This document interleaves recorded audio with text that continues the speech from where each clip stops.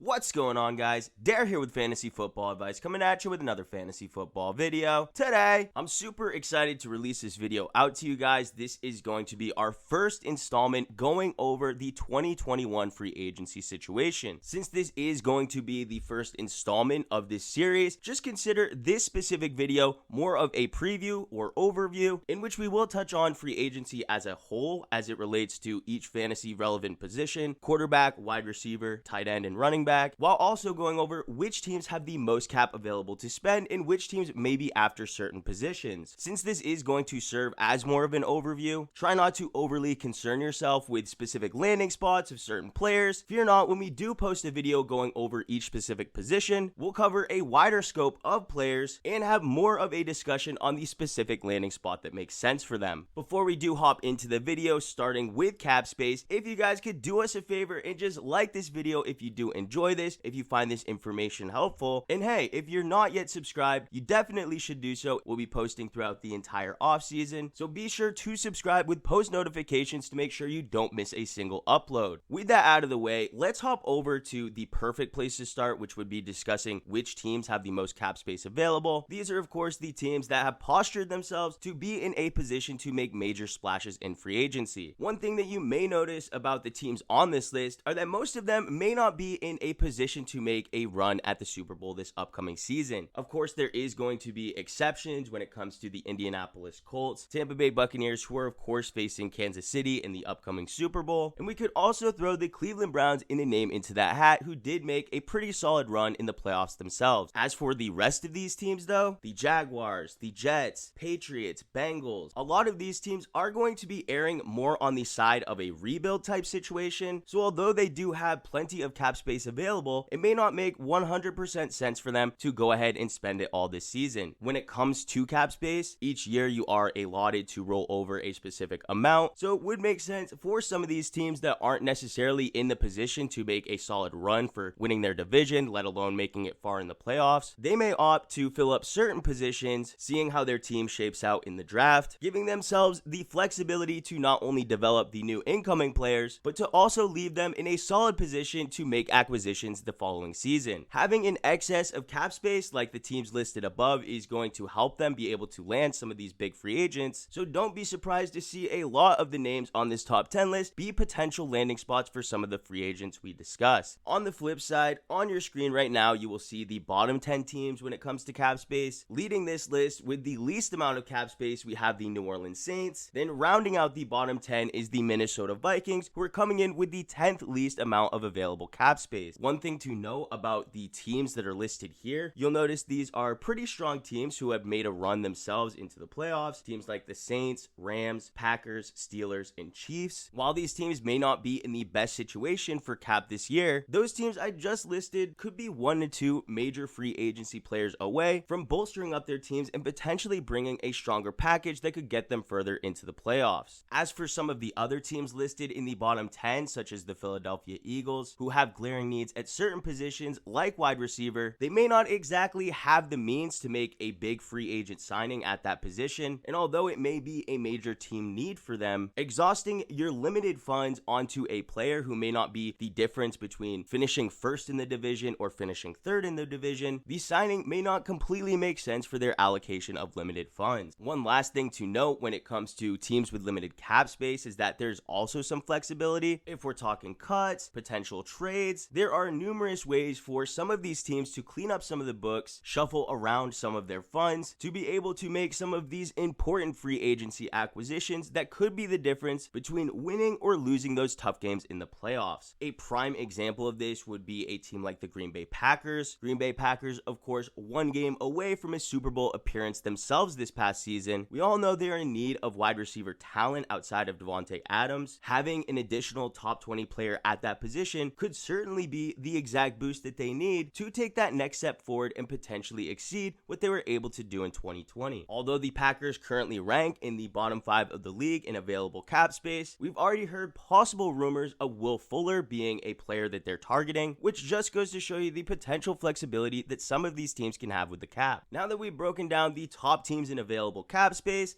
the bottom 10 teams for available cap space, it's the perfect time to discuss some potential team needs so we can have a better understanding of what teams are potentially going to be after signing which players. Up on your screen, you will see a list of teams that I have as potentially being after a quarterback in the upcoming free agency class. Now keep in mind, this isn't an exhaustive list, so although there may be a potential quarterback that is taken by a team not listed here, one thing we do know is the teams that are listed above have major question marks at the quarterback position and are possibly going to be looking to fill up that position in the upcoming free agency market. When it comes to the Colts, Tampa Bay, and Pittsburgh, these are teams that could likely be losing a veteran. Phillip Rivers already noted as being retired, Ben Roethlisberger possibly retiring as well, and with Tom Brady once again making it to the Super Bowl on his new team, I could imagine whether he wins or lose, retirement is going to be a big question for him this offseason. Out of the remaining 5 teams listed below, many of them do have a starter level quarterback that's currently playing. How high their specific ceiling is in their offense can be called into question, but with the Chicago Bears, they are losing out on Mitchell Trubisky, unlikely to be re-signed by the team. They still do have Nick Foles as a potential stopgap, indicating maybe they go to fill this position and need in the draft. And a similar situation could be said about teams like the Jets, Patriots, and Washington. Now, one of the more confusing teams that's after a quarterback is the San Francisco 49ers. While we do know that they have been struggling in the health department at that position, it's still a bit of a head scratcher as to why exactly they are going to be going after players like Kirk Cousins. Of course, that is a rumor as of now, but considering there were rumors about them being after Matthew Stafford as well as now Kirk Cousins, in all likeliness, they are going to be looking to land a quarterback, if not at the very least a capable backup to be able to play if any of their current quarterbacks get injured. With that said, let's hop over to the list of the top quarterbacks available on the free agency market. At the top of the list, we have Dak Prescott. One reason why on the list of teams that are quarterback needy I didn't include Dallas is because I strongly expect them to re-sign Dak Prescott, and depending on the health of Dak Prescott specifically, Andy Dalton's certainly a player I could see the Dallas Cowboys being in the market for signing as well. Andy Dalton already one season familiar with this offense. There was a clear gap in talent between him and the other quarterbacks in this offense, but that's also not to say that Andy Dalton isn't going to be a name on a lot of other teams' boards as a potential safety measure if one of the team's starting quarterbacks does go down with an injury. Andy Dalton is certainly a player who could start 4 games and win 3 out of the 4 of them if the team around him is built strong enough, so the range of the potential teams and suitors that could be after a player like Andy Dalton is going to be quite wide, but one thing we do know is for sure is that he's unlikely to be looked at as a team's answer for the future. The same can be said for players like Jacoby Brissett, Tyrod Taylor, and more specifically Ryan Fitzpatrick. I see these players very similarly when it comes to the potential market for them. What I mean by that is I don't see them landing on a team to be the starter, or at least not projected to be for the entire season. Maybe a team that is needy for a quarterback drafts one and leans on one of these likely backup quarterbacks for their veteran leadership. As for the final 3 remaining quarterbacks, Cam Newton, Mitchell Trubisky, and Jameis Winston, I believe these are the 3 quarterbacks that have the highest likelihood of being targeted by teams to potentially be their starter, while they either develop a quarterback in the draft or introduce them as a potential starter to enter their quarterback competition. When it comes to Mitchell Trubisky and Jameis Winston specifically, I do believe that their true ceiling can be called into question on whether or not we have seen it yet. So for teams to get a discount on what were formerly first round quarterbacks, I could certainly see some teams considering them low risk, high upside investments. One thing I want you guys to keep in mind for this specific video though is that we aren't going to dive in too specifically on which teams and the potential fantasy impact that these quarterbacks or other players could have on their new teams. We will be going more in depth on those types of scenarios in our upcoming free agent videos, so fear not, we will get to those specific situations, but for now we're keeping it high level. With that being said, let's hop over to everybody's favorite fantasy position. That's right, the running back position. On your screen you will see the list of teams I have noted as being the most likely in the market for a potential free agent running back. Obviously, when it does come to running backs, filling this position in the draft has typically been the best route to take, erring on the side of youth and smaller contracts, but that's not to say that any of the teams that are listed on your screen should not be considering the top free agents at this position. Many of the teams that are in need of a running back are also the teams that are likely to let some of the top running backs that are going to hit the free agent market go. Teams like the Tampa Tampa Bay Buccaneers with Leonard Fournette, the Arizona Cardinals with Kenyon Drake. We also have Chris Carson with Seattle, James Conner from Pittsburgh, and even Todd Gurley, formerly of the Falcons. Outside of that, you have teams like San Francisco and Buffalo, teams that are already very strong in their own right, but have been struggling to keep the players at that position relatively healthy, but are also teams that would undeniably have a massive upgrade offensively if they were able to secure one of the top players at that position. Looking over at the top running backs currently available, I could make a case for many of them to be re-signed by their former teams. Players like Leonard Fournette, who had shown flashes throughout the season, more specifically in the playoffs, he may have done enough to earn a potential roster spot on this roster moving forward. The Tampa Bay having a lot of available cap space does make me potentially bring into question whether or not they do want to sign a player that would be an upgrade at that position over Leonard Fournette. But would I be surprised if he re-signed? No, not at all. I think the same can be said for players like James White, possibly Chris Carson, even Tevin Coleman, who is dealing with his own health issues. While Chris Carson will be a major name for many teams when it comes to free agency and will undeniably be a strong piece added to any offense, I do overall believe outside of Chris Carson and Aaron Jones, the remaining running backs on the free agent market are going to be garnering somewhat of modest contract. When it comes to players like Kenyon Drake, Mike Davis, as well as James Conner, each one of these running backs throughout their career has proven to be a viable starter. But even with that being said, I also believe that their teams are going to be unlikely to re-sign them just because their situations and role in their offenses seem to have run their course. Kenyon Drake specifically, his season in 2020 can be summarized as up and down. While capable, I believe the money that he's going to garner in the free agent market is just going to be a little bit out of price for the Arizona Cardinals, who may opt to take a younger, potentially more reliable running back out of the draft. As for Mike Davis, he, in my eyes, did more than enough to prove himself as a capable starter in the league. While taking over for the injured Christian McCaffrey, he was definitely a player who surprised a lot of us and was playing relatively consistent throughout the entire season. Due to him showing the ability to post starter level production against many defenses in the league, showing versatility in both the run and pass game, I believe the amount of money he's going to garner in free agency is going to be more than what the Carolina Panthers are going to be looking to spend because, of course, they have one of the best running backs in the league in Christian McCaffrey. Outside of those players, Aaron Jones, Chris Carson, Kenyon Drake, James Conner, and Mike Davis, I do believe the remainder of the running backs listed above, they are going to be going into situations where they may not be the immediate starter. They may have the ability to compete for the starter job, but at this point of their careers and from what they've proven to do, whether it be through a lack of health or lack of versatility, they are in all likeliness going to be in some form of a committee. Their value for fantasy football is largely going to be determined by which offense they are playing for, what potential competition they have for touches and targets. The range of the potential fantasy value for each of the remaining players is going to be extremely wide because we don't know exactly where they can land. Once again, we will be going over each specific player listed here and more players while going over their specific potential landing spots. Keep an eye out for that in upcoming free agency videos we're releasing. But for now, let's hop over to some of these free agent wide receivers. We will of course start with the teams that we have listed as potential teams in the market for some of these free agent wide receivers. One thing that you will notice is that many of them do have vacating free agent wide receivers. Teams like Chicago, Houston, and Detroit. Chicago potentially losing Allen Robinson, Houston Texans potentially moving away from Will Fuller, and with the Detroit Lions losing virtually every piece of their wide receiving core in Marvin Jones, Kenny Golladay, as well as Danny Amendola. Even though all signals for this team are pointing to a massive rebuild, we can't rule them out for being in the market for re-signing, if not adding a different free agent wide receiver on the market this season. As for teams like New York, Baltimore, New England, the Eagles, and the Jets, each one of these teams has had lackluster talent and consistency at the wide receiver position last year. Regardless, they do have young talent at the quarterback position, and one thing that we all know is that supplying your young quarterbacks with talent at the wide receiver position is one of the best and easiest way to quickly develop a young emerging quarterback. The last type of team that may be in the market for one of these free agent receivers has to be a team like Green Bay or Washington, already a team who did make it into the playoffs this past season, but showed some weaknesses and some holes in the wide receiving core outside of their main weapons. With Washington, Terry McLaurin, really outside of him and the tight end Logan Thomas, there was a lack lack of talent at the wide receiver position that was able to step up. And while in Green Bay, certain receivers did step up outside of Devontae Adams at times. How much of that can we put on the arm talent of Aaron Rodgers versus what they could have in a potential upgrade with a free agent receiver? Looking at the talent of the free agent wide receivers that are hitting the open market for this upcoming season, one thing that we'll notice is that this free agency class for this position is extremely deep. We have a wide range of the types of talent available at this position. Obviously, 3 premier players in Allen Robinson, Chris Godwin, and Kenny Golladay. I would be surprised if each one of those receivers didn't push for a top 5 type of contract when it comes to the financial investments teams are willing to make into these players. Each one of them is still relatively young, so a longer term contract can't be out of the question either. But one of these players out of these 3, I definitely believe is going to be franchise tagged. That player is Chris Godwin. Whether the Tampa Bay Buccaneers win or lose the Super Bowl, I believe a case can still be made for why they should bring back Chris Godwin on the franchise tag. If Tom Brady does return for one more season, having Chris Godwin on a somewhat reasonable 1-year contract, it would make a lot of sense for them. Like I said, if Tom Brady returns, having Chris Godwin guaranteed to be there for at least that 1 year with the flexibility to potentially sign him to a long-term contract after that season. By that time, they should have a better understanding of what the makeup of their team could look for in the near future, giving them a better understanding of if Chris Godwin can fit both financially and aligning to the team needs if they do bring in a new quarterback. Outside of those 3 receivers, there's still an incredibly high-end level of talent that's hitting the free agency market. Players ranging from Will Fuller, T.Y. Hilton, Juju Smith-Schuster, and Corey Davis. These are all the types of players that if they were to change teams, undeniably do have the potential to be number 1s in their offense. T.Y. Hilton already filling that role, a strong candidate to be re-signed by Indianapolis, in my opinion. As for Will Fuller and Juju Smith-Schuster, much less likely to re-sign with their former teams. I would expect Will Fuller more to be interested in signing with a team that is a contender looking for a polarizing player to potentially take them over that hump. Juju Smith-Schuster, on the other hand, he's very young. One thing we do know about him is that he sells jerseys, he sells seats in the stadiums. I could see the open market for Juju Smith-Schuster while not offering a high-end amount of money like you may see with Allen Robinson. But regardless, I still see a lot of teams potentially being interested in him for that reason. And Juju Smith-Schuster undeniably has top 15 type of upside himself. I certainly could see a team pairing a player like Juju Smith-Schuster to a young and emerging quarterback. The type of role we've seen Juju Smith-Schuster succeed in has been in more of a safety outlet role, something that can be very valuable for younger or inexperienced quarterbacks. As for Marvin Jones, I could see him being re-signed as a potential option. I could see him leaving in free agency. I don't think the contract that he's going to garner is going to instantly cross him off of a lot of wide receiver needy teams' boards. Reason for that is he's not going to demand a high contract himself, but he's a veteran in the league. He has a skill set that has still proven to be very successful in the NFL. Whether he stays and has Jared Goff throwing him the ball or whether he leaves, I do believe he will be a viable fantasy asset, but our expectations are largely going to come down to where the specific landing spot for Marvin Jones will be. As for the final 2 players we have listed above, that is Sammy Watkins of the Kansas City Chiefs as well as AJ Green of the Cincinnati Bengals. When it comes to Sammy Watkins, I can see why he would want to re-sign with his current team, the Kansas City Chiefs, but one thing we have to understand is that if he has any intention of staying, he's likely going to have to take a much smaller contract. The production simply doesn't warrant the high dollar amount he's currently being paid. I believe other teams in the league, when sending potential contract offers over to Sammy Watkins, we are going to see him take a reduction in his income to match what we've been seeing when it comes to production, because although Sammy Watkins, while healthy and on the field playing with Patrick Mahomes, has been relatively safe, relatively consistent, at least as a individual contributor for that offense, we're unsure that if he is going to be placed in a position where he is going to be required to do more with undeniably less talent at quarterback. Whenever we're moving away from Patrick Mahomes to any other quarterback in the league, we have to assume there's a drop off in talent there. And with the health questions he's already brought to the table, I can see that being a concern for many teams possibly interested in him. For that, a short-term contract, maybe 1 to 2 years, something along the lines signs of a prove-it deal, that's definitely in the cards for a player like Sammy Watkins, who could move over to another contender, and I think the same case could be made for a player like AJ Green. Now, AJ Green being well past what should be his prime, dealing with a plethora of injuries, and even after receiving a heavy amount of volume in the beginning portion of the 2020 season, only to falter and really disappoint where the other receivers in that offense shined with a similar volume share. All of that adds up to AJ Green potentially not making any real fantasy impact for any team that signs him, but still being a talented player who had been a premier receiver in the league for many years. I think a lot of teams will still be willing to sign him to a very conservative contract, one that balances out the risk to reward ratio. I could also see him being targeted by a team known for taking veterans who may be past their prime or need a change of scenery, teams like the Patriots. And if that were to happen, we really can't 100% rule out potential success for a player like AJ Green. We will of course be going over more specific landing spots for each of these players and more that we do have as free agent wide receivers, but that will be taking place in our free agency wide receiver breakdown video. Stay tuned for that in upcoming releases. But for now, let's take a look at the final position we have that's fantasy relevant. That's right, the tight end position. Up on your screen, you will see the top 6 tight ends that I think have the potential to make a fantasy impact for the 2021 season. When it comes to the top of the list, Hunter Henry, I have almost no doubt that he's going to re-sign with the Chargers. The Chargers invested heavy draft capital into getting him, although he hasn't been 100% healthy throughout his career. Anytime he's been on the field, even while being targeted by many different quarterbacks throughout his young career, he's always been very successful and is undeniably one of the most talented tight ends in the league. For that reason, continuing to keep him paired with the young and developing quarterback of Justin Herbert just makes more sense than any other explanation for him potentially leaving in free agency. So for that, the likeliness of him re-signing is extremely high. This does mean the most polarizing free agent tight end that we do have this season, in my opinion,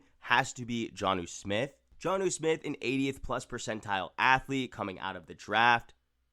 While playing behind Delaney Walker for the early portion of his career, we really have begun to see him start to come into full form, especially at the early part of the 2020 season. Jonnu Smith famously started off the year in his first 4 games catching 5 receiving touchdowns on a mere average of just over 6 targets per game. And while he did deal with the injury bug and taper off at certain parts of the season, it really does make you call into question the type of upside he could potentially have if he does join an offense that has a high volume of passing targets. If Jonnu Smith is able to step into a team and into a role where he is going to be targeted consistently and potentially in the red zone, Jonnu Smith is certainly a player who could thrive and has top 5 upside in fantasy football. Behind him, Rob Gronkowski, and I can understand why many of you are wondering why he doesn't rank higher on this free agency list, and I believe because his range of potential outcomes for the free agency market is pretty thin. What I mean by that is, I believe his likeliness to re-sign with Tampa Bay and play for the 2021 season is largely going to come down to if Tom Brady does re-sign, if Tom Brady is going to be the starter this upcoming year, because if not, I don't foresee Rob Gronkowski continuing to play with the next quarterback in line or potentially shipping himself off to another team. If Tom Brady does return, if Gronkowski does return in the same offense, top 8 type production at the tight end position is something we can continue to expect from Gronk this upcoming year. The final 3 tight ends, Gerald Everett, Jared Cook, Mo Alley Cox, while each talented in their own right, I do believe that there are factors contributing to question marks on whether or not they will be starters for their new team that signs them. For that reason, their fantasy value for the upcoming year is largely going to be based on their landing spot. And while Jared Cook has been successful in several offenses over the past few years, at his current age and from what we saw from him over the 2020 season, we really have to call into question exactly how much gas he has in the tank if he's brought into a team with a competition for targets in the offense. Gerald Everett, Mo Alley Cox, unlikely to be signed by a new team and looked at as the future for the starter for the tight end position for them. Regardless though, if they do land in a very fruitful situation, we have seen each one of these players show the chops in the receiving game, so if the opportunity does present itself, these are certainly 2 players who could have some sleeper type fantasy appeal. We'll go over exactly what those landing spots could be for these players and more in future releases of this series, going over the top free agents for the 2021 season. But guys, that's gonna do it for this video. We really do hope you enjoyed. If you did, how about hitting that like button? If you're new to the channel, please hit that subscribe button. We thank you all for watching, and we'll catch you on the next one.